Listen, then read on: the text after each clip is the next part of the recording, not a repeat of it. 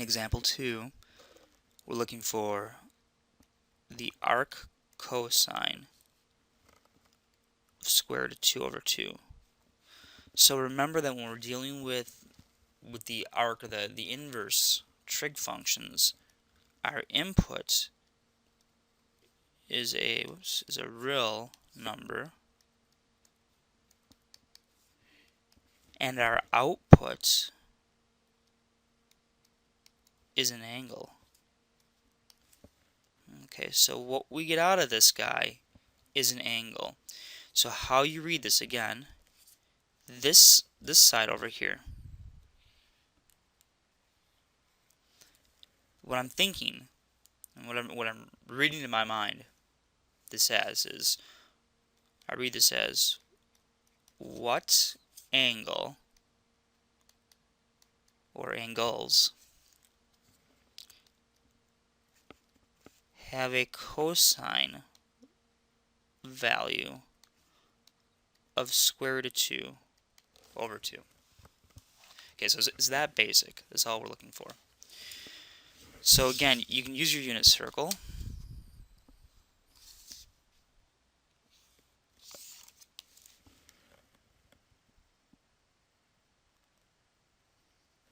And what I want to know is, when is the cosine value root 2 over 2? Well, there's two angles. One is here at 45 degrees. That gives me a left movement, or excuse me, a right movement. Okay, this guy right here is equal to square root of 2 over 2. Additionally, if I drop a line down, there's another angle down here that also has a cosine value, a right movement of square root of 2 over 2. And that would be negative 45 degrees. However, the problem states that we need our angles, okay, our outputs, to be between 0 and 2 pi. So 45 degrees is pi over 4, so let's count. So 1 pi over 4, 2, 3, 4. I'll mark these off. 1 pi over 4, 2 pi's over 4, 3 pi, 4 pi, 5 pi, 6 pi. That guy is 7 pi over 4.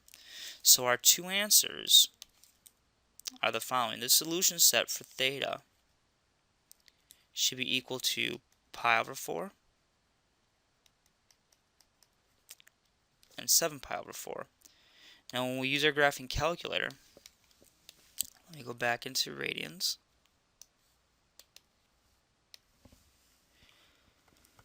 If I type cosine of pi over 4, it'll output me with the value square root of 2 over 2. Okay, remember, square root of 2 over 2 is that 0.707. Same thing, if I do the cosine at 7 pi over 4, that'll give me the same value. So that shows that the cosine of these two angles, the pi over 4 and the 7 pi over 4, give me a value of square root of 2 over 2 out.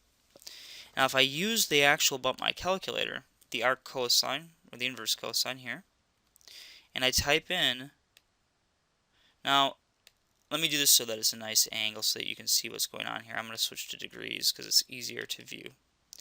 If I do square root of 2 over 2, this says it'll output the angle whose cosine value is square root of 2 over 2, which is 45 degrees.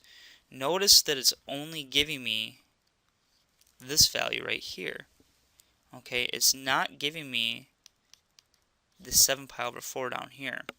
The reason for that is on the calculator, it's only going to give me values in quadrants 1 and 2. Those are the only outputs that it'll give me on the calculator.